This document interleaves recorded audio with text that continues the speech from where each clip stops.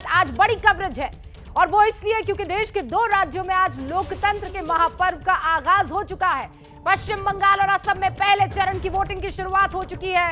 बंगाल और असम में पहले चरण के मतदान की ये तस्वीरें। बंगाल की 30 और असम की 47 सीटों पर आज मतदान होना है। बंगाल में आज शाम 6:30 बजे तक मतदान होगा और असम में 6 बजे तक वोट डाले जाएंगे। आपको एक एक तस्वीर, एक एक रिपोर्ट हम दिखाएंगे। ग्राउंड जीरो पर हमारे सहयोगी मौजूद है और एक दो नहीं, बैटरी ऑफ रिपोर्टर्स मौजूद है।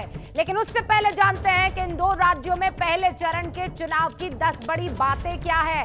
10 बड़ी बातें आपको जाननी चाहिए कि क्यों आज की तारीख बहुत महत्वपूर्ण है लोकतंत्र के लिहाज से। पहले चरण में बंगाल असम की कुल 77 सीटों पर मतदान है। बंगाल में फर्स्ट फेज में 30 सीटों पर मतदान हो रहा है। असम में पहले चरण में 47 सीटों पर मतदान हो रहा है। बंगाल में पहले चरण में कुल 73 लाख लोग मतदान करने वाले हैं। 119 कैंडिडेट मैदान में हैं। असम में पहले चरण में 81 लाख के आसपास। असम में 47 सीटों पर 264 उम्मीदवार मैदान में हैं। बंगाल में जैसा आपको बताया 191 उम्मीदवार 30 सीटों पर मैदान में। असम के सीएम सर्बानंद सोनोवाल भी पहले चरण में मैदान में हैं। बंगाल में 73,000 पुलिसकर्मी तैनात किए गए हैं। ये बड़ा आंकड़ा है। 21 महिलाएं बंगाल में पहले चरण में जो है वो मैदान में हैं। ये वो तमाम बड़ी बातें हैं जो आज इस पहले चरण को लेकर आपके जहन में होनी चाहिए। लेकिन हमारे जहन में दो तस्वीरें इस वक्त, बंगाल का चुनाव और प्रधानमंत्री का बांग्लादेश का दौरा। और इस बीच फोन को लेकर, फोन टैपिंग को लेकर तमाम तरीके की बातें उठ रही है।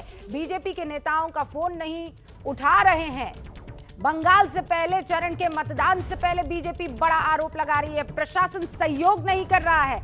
दिलीप घोष ने कहा है, मेरी सहयोगी मनोज्ञा लोईवाल ने उनसे बातचीत की, कहा अधिकारी हमारा फोन नहीं उठा रहे हैं। सुनिए क्या कुछ कहा है दिलीप घोष ने। पहले चरण का मतदान शुरू हो गया है और उसके साथ साथ हमारे साथ हैं बात करने के लिए दिलीप घोष। न सिर्फ पश्चिम बंगाल बीजेपी के अध्यक्ष हैं बल्कि ये भी कहें सांसद हैं। आज किस तरह की तैयारी और क्या है आपका कॉन्फिडेंस? देखिए, चुनाव लड़ने के लिए हम लोग तैयारी बहुत पहले से कर रहे हैं। लोकसभा में भी एक हुआ था, उसमें हम लोग आगे थे, जीते थे।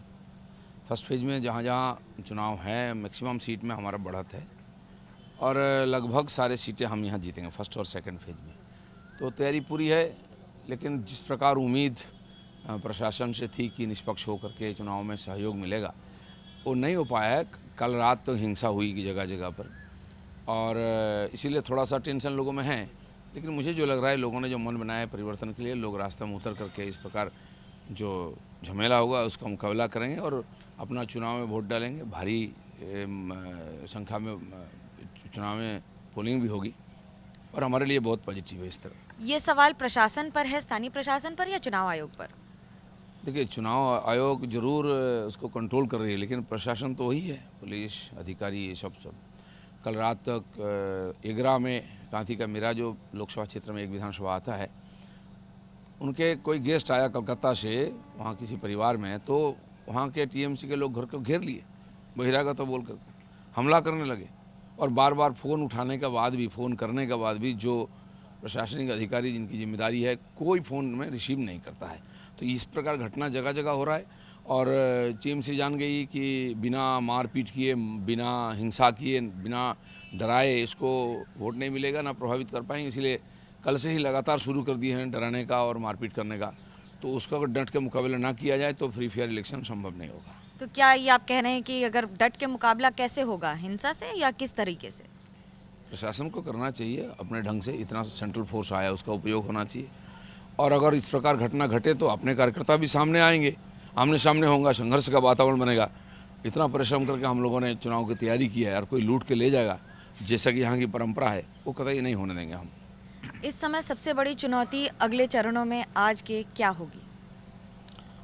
यहाँ से अच्छी ढंग से हम लोग तैयारी शुरू करेंगे, चुनाव शुरू करेंगे, पहला दूसरा फेज। इसी में एक प्रकार से ट्रेंड सेट हो जाएगा बंगाल चुनाव की इस बार की। और ये दोनों फेज में मैक्सिमम सीट हम जीतेंगे, 10-12% सीट टीएमसी जीत सकती है और इसी का आधार पर आगे भी चुनाव चलेगा जिस प्रकार हमने तैयारी की है।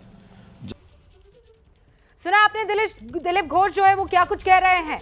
उन्होंने कहा कि हमारे कार्यकर्ताओं पर हमला हो रहा है और हम भी चुप नहीं बैठेंगे अगर प्रशासन ने कोई कदम नहीं उठाया। और इस वक्त की बड़ी खबर देखिए, यही आ रही है। पश्चिम बंगाल के पूर्वी मिदनापुर में बीजेपी और टीएमसी कार्यकर्ताओं की झड़प में बीच बचाव करने पहुंचे सब इंस्पेक्टर पर बम से हमला किया गया है।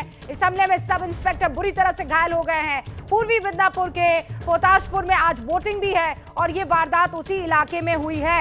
आपको ये बता दूं, कुल 684 कंपनियां सेंट्रल फोर्स की पहले चरण के चुनाव के लिए तैनात हुई है और ऐसे में आप समझ लीजिए अभी से ही इधर उधर से हिंसा की घटनाएं सामने आ रही है। बीच बचाव करने गए सब इंस्पेक्टर पर बम से हमला करने की पूर्वी मिदनापुर से खबर आ रही है, क्योंकि वहां पर बीजेपी और टीएमसी के कार्यकर्ताओं में आपस में झड़प हुई और बीच बचाव करने के लिए जब सब इंस्पेक्टर पहुंचे तो उन पर भी हमला हो गया। यह तस्वीर वहीं उसी इलाके की है। आप देखिए, यहां पर अस्पताल ले जाया गया सब इंस्पेक्टर को घायल अवस्था में, क्योंकि उन पर बम से हमला कर दिया गया था। ये इलाका पोताशपुर कहलाता है। यहाँ पर आज चुनाव होना है, यहाँ पर आज मतदान होना है। पूर्वी मिदनापुर का ये इलाका है और ये देखिए तस्वीरें आप। ये तस्वीरें चिंताजनक है, क्योंकि 8 अलग अलग चरणों में पश्चिम बंगाल के चुनावों को चुनाव आयोग की तरफ से रखा गया है। इसकी सबसे बड़ी वजह यही थी, सबसे बड़ी वजह हिंसा ही थी।